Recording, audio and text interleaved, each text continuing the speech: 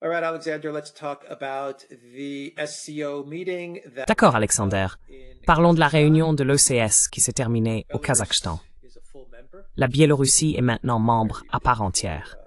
C'est très significatif pour la Biélorussie, un grand événement pour Loukachenko et le peuple biélorusse. Poutine était bien sûr présent à cet événement, tout comme Xi Jinping. Fait intéressant, Modi n'a pas assisté.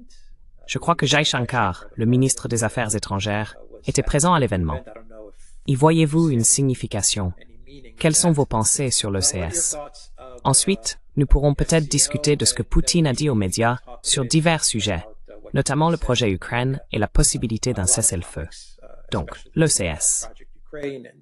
Getting to some sort of ceasefire and stuff like that. So, SCO in Kazakhstan. Well, indeed, Shanghai Cooperation Organization. It's the sort of big... Eh bien, en effet, l'Organisation de coopération de Shanghai est un grand organisme qui regroupe diverses institutions qui constituent ce que l'on pourrait appeler l'Eurasie. Il y a l'Organisation du traité de sécurité collective, une alliance d'anciens États soviétiques avec la Russie en son cœur. Il y a l'Union économique eurasiatique, une alliance économique d'anciens États soviétiques, également avec la Russie en son cœur. Nous ne devons pas oublier les BRICS. Et puis il y a l'OCS. L'OCS, comme je l'ai dit, boucle la boucle et les rassemble tous. Et c'est à la fois une organisation politique. It's both a political organization. It has some kind of military security aspect. Il y a un aspect de sécurité militaire, mais ça permet à des personnes qui ne sont pas, par exemple, membres des BRICS comme Erdogan de Turquie, d'assister et de participer très activement et pleinement parce que la Turquie est membre de l'OCS, je crois. En même temps, on peut sentir que tous ces différents éléments se mettent progressivement en place. Tous ces dirigeants se rencontrent, discutent ensemble, et les choses commencent à bouger et à se résoudre. En parlant d'Erdogan, Poutine a eu une rencontre très intéressante avec lui à Astana. Ils ont discuté de l'Ukraine et des questions économiques évidemment, mais ils ont aussi discuté de la Syrie en détail.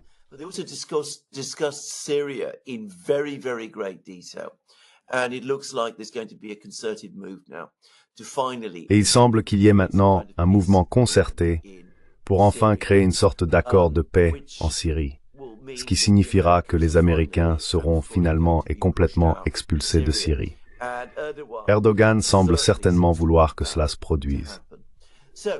Donc, tous ces dirigeants étaient là.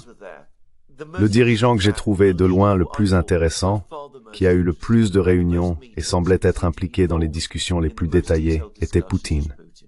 C'était une réunion de l'OCS où je ne dirais pas que Poutine l'a dominé, parce que il y a toutes sortes de personnalités fortes là-bas, mais il était celui que tout le monde semblait vouloir rencontrer et écouter. Il avait les choses les plus intéressantes à dire. And who had the most interesting things to say. And you mentioned the fact that Modi isn't there. Et vous avez mentionné le fait que Modi n'est pas là. Jai Shankar, bien sûr, était là. Mais Modi lui-même se rend à Moscou. Il sera à Moscou dans 3 jours. Je pense que la raison pour laquelle il n'est pas allé à Astana est qu'il veut une rencontre en tête-à-tête avec Poutine. Il veut en faire une réunion au sommet avec Poutine. Il ne voulait pas rencontrer Poutine 2 fois en quelques jours. Avec la première rencontre se déroulant dans un contexte de nombreuses autres réunions avec toutes sortes d'autres personnes. Cela a du sens. Cela l'explique.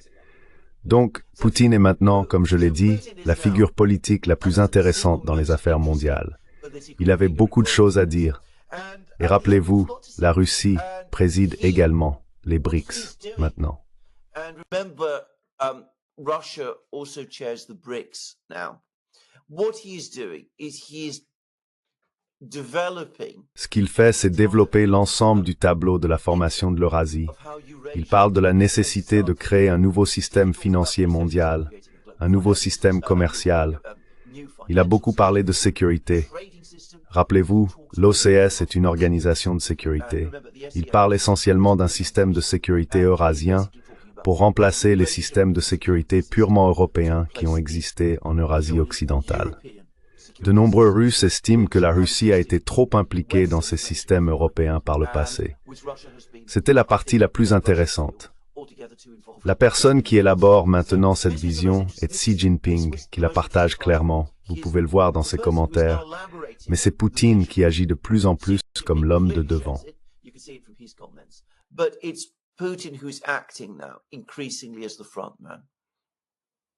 Oui. Oui. J'ai eu la même impression de l'OCS. Alors, quelles sont certaines des choses intéressantes que Poutine a dites? Il a parlé aux médias et a fait des commentaires très intéressants. Beaucoup de ces commentaires étaient liés à l'Ukraine. Il a également parlé de Trump et de la possibilité de négociation avec la nouvelle administration, ce que j'ai trouvé intéressant.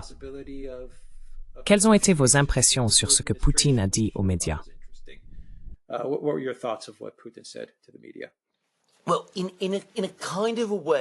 Eh bien, d'une certaine manière, il n'a rien dit de nouveau.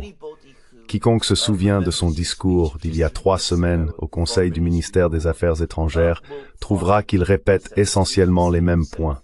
Il dit « Regardez, nous sommes toujours prêts à parler. Nous sommes prêts à nous asseoir et à négocier. Nous avons exposé ce que nous considérons comme nos conditions minimales. Nous ne sommes pas intéressés par un cessez-le-feu pour lui-même ou un gel du conflit, mais nous sommes absolument disposés à négocier. » Donald Trump dit qu'il a ses idées sur la façon de régler ce conflit. Nous ne savons pas encore quelles sont ces idées, mais nous sommes certainement prêts à les examiner.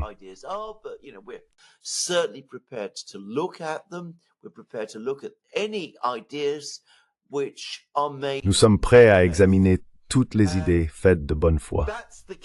Et c'est la clé, car il a dit que nous sommes prêts à parler. Nous avons nos conditions minimales. Le problème est que nous n'avons pas l'impression qu'il y ait de la bonne foi de l'autre côté. Les Ukrainiens parlent de cessez-le-feu. Chaque fois que nous avons accepté un cessez-le-feu avec les Ukrainiens auparavant, nous l'avons fait en mars 2022, lorsque nous nous sommes retirés de Kiev.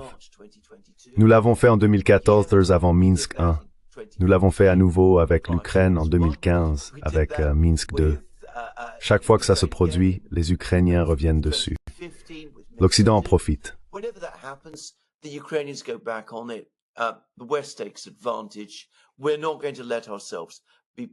Nous n'allons pas nous laisser mettre dans cette situation à nouveau.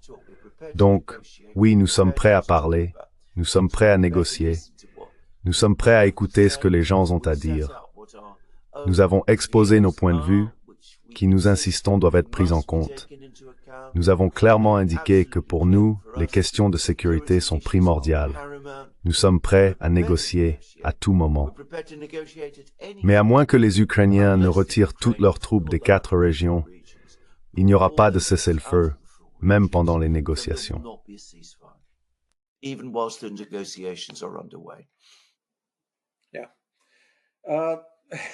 Oui.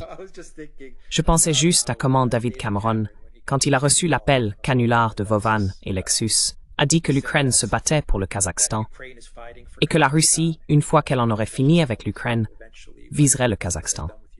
Je pensais juste à quel point ces déclarations de David Cameron, qui était au Kazakhstan pendant quelques jours, sont ridicules.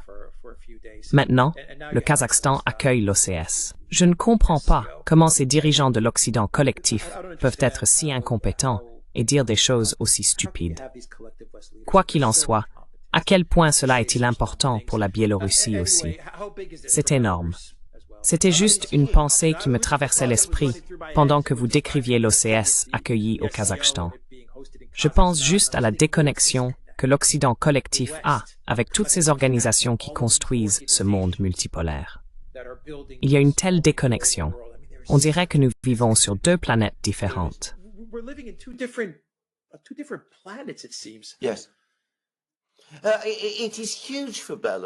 Oui, c'est énorme pour la Biélorussie. Cela sécurise la position globale de la Biélorussie, car elle est un membre clé de l'Organisation du Traité de sécurité collective, qui est une alliance militaire avec la Russie. Elle fait également partie de l'État de l'Union avec la Russie. Cependant, l'OCS n'est pas une alliance militaire, mais c'est une organisation avec un aspect sécuritaire. En son sein, La plus grande puissance militaire est bien sûr la Chine.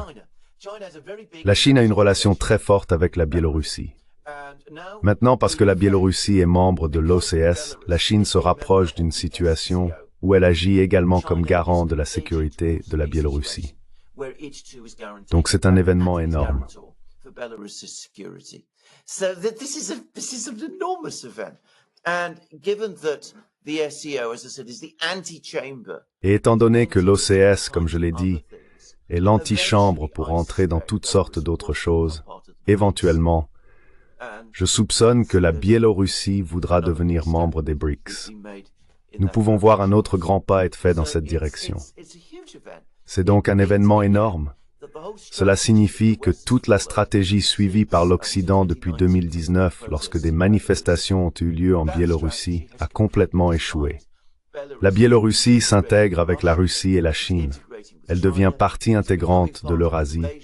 Elle devient partie d'un système global de sécurité, d'économie et de commerce entièrement différent, totalement indépendant et séparé de l'Occident, et ce, tout en étant sécurisé et protégé. Secure as well, protected as well. Yeah. Oui, tout le chaos qui se passe en Occident collectif. Et puis vous regardez ce qui se passe au Kazakhstan, ce qui s'est passé au Kazakhstan. Et je veux dire, c'est le jour et la nuit.